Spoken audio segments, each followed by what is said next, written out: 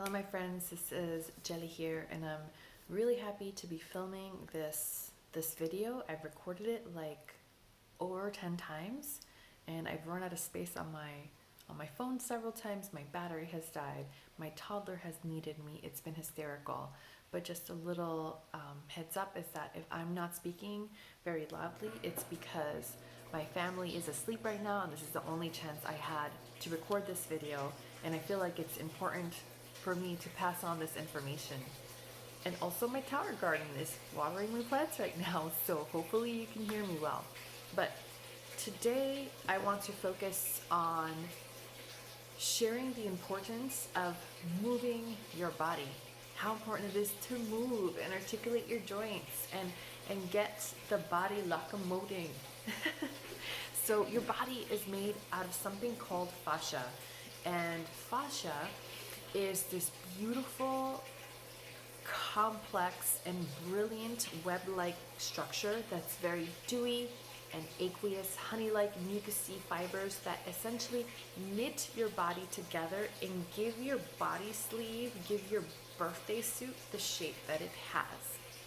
In healthy tissue, it is shaped like an onion bag, like a very pliable chain link fence-ish. And each of the strings of the structure has a crimped quality to it so that it's really, really resilient. It can stretch, it can contract, it can go back to its normal shape.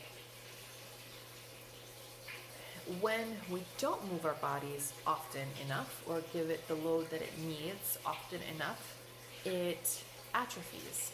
It essentially gets really dehydrated and sticky, and our body lays down these fibers in a very ad hoc way, and it looks more like this disorganized matter, kind of like felt looks, right? These disorganized threads. And it makes our body less resilient. It makes it more likely for us to lose range of motion, limit our breath capacity, cause all sorts of discomfort in our body. Your fascia is brilliant. Your fascia can actually remodel, restructure in 6 months to 2 years. And that could go in any direction, right? So if we stay put and we become couch potatoes for 6 months to 2 years, our fascia will change and be laid down in that ad hoc way that makes us weaker. It makes us less resilient. It makes our joints less happy over time. It makes our breath less happy over time. Or we can make our body more resilient and stronger, more graceful, more filled with spaciousness and suspension, where we can feel healthy, right? We don't have to think about our body too much and we feel good throughout our day. Or we can be cast into these uncomfortable shapes that weigh us down, that zap our energy, that limit our breath capacity, that can potentially upregulate our nervous system. Like when we have this rounded shape in front of the computer, right? We round our upper back, our ribs hug in, and we're kind of in this shape while we're typing. And then over time, our ribs become sticky. They lose their range of motion, their ability to flare as we breathe in and kind of come back to normal and release when we breathe out. And when those ribs become sticky and there's less range of motion, the diaphragm can't expand and contract as much as a healthy tissue would. So we end up taking shallower breaths, which upregulates our nervous system, makes it more likely for us to feel stressed and anxious, all the things that we definitely don't want to intentionally cause ourselves. So I'm giving you this information to hopefully inspire you to move more throughout the day, to understand that every time you sit, you stand, you move, you walk, you dance, you work out, you have the opportunity to make your body more resilient. You have the opportunity to restructure your body so that in 6 months to 2 years, your muscles will hang differently, Your skin will hang differently. Your structure, your alignment will be different. Your breath will be different. Your quality of life can be different.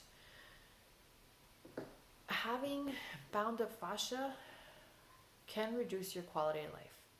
Having healthier fascia can improve your quality of life because your body is no longer something that you're constantly thinking about. And most of the time, we associate moving our bodies to burning calories to look a particular way.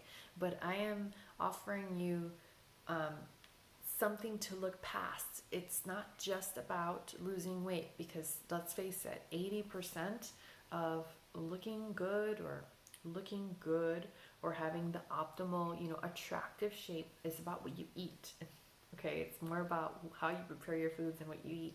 And only 20% of weight loss is how you work out. But what matters is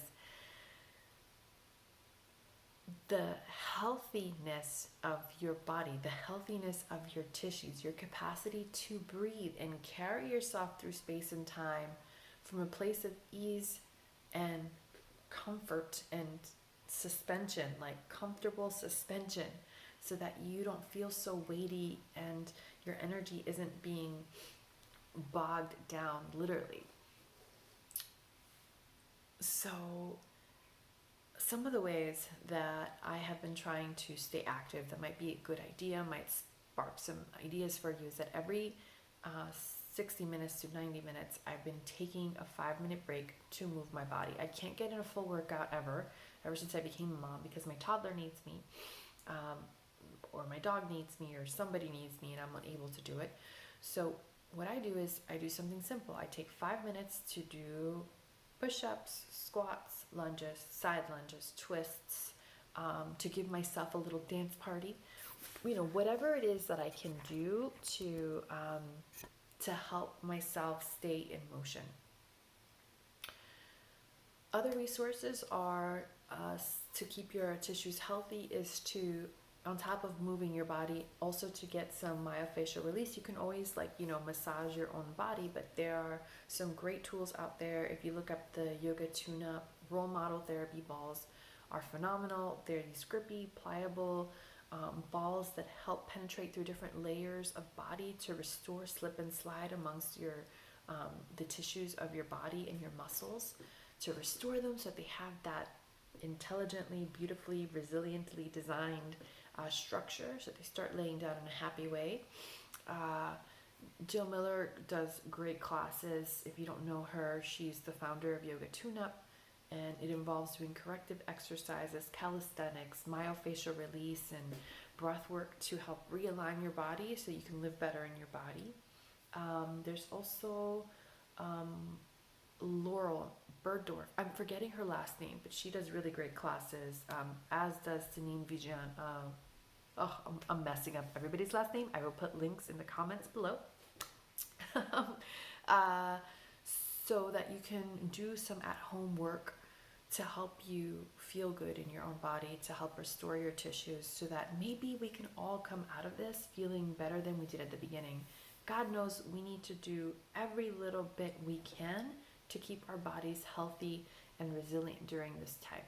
Okay, our lymphatic system does not have a pump. We have to move and massage it to boost our immune system if we want to manually boost our immune system. Okay, so these are simple things that you could do throughout the day to help you along. You can also work on getting a more movement varied supportive, there we go, movement supportive workspace. You can make an ad hoc standing desk by putting a chair on top of your dining room table. You put your laptop there, use books if you need to prop the laptop so that the monitor is at eye level. And you can use a box or whatever you need to put an extended keyboard on top of there, so that the keyboard is at 90, your elbows are at 90 degrees while you're typing on the keyboard. This way you can stand and you can sit, and you could even do a squatting desk.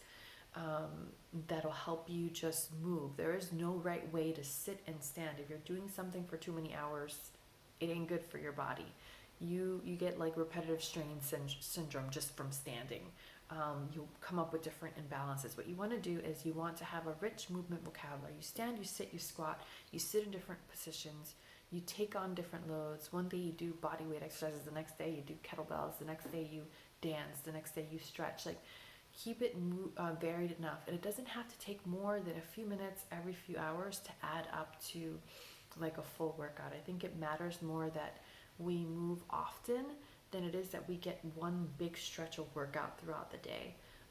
It'll do the most, I think, for your posture, for your breath, for your fascial health. So I hope this inspires someone. I hope this is useful. Just the one takeaway is that it's important to move your body, and you have choice. Your body is brilliant. It is so immensely intelligent, and it's on your side, and it'll support whatever you choose to do. It'll support you not moving and helping you cast you into shape so that you have to use less energy, and then eventually that causes discomfort. Or you can rebuild your body and make it more resilient based on simple choices you make throughout the day. Okay? The power is in your hands. So have a beautiful night. Do what you gotta do to be safe. And that's it. Over and out.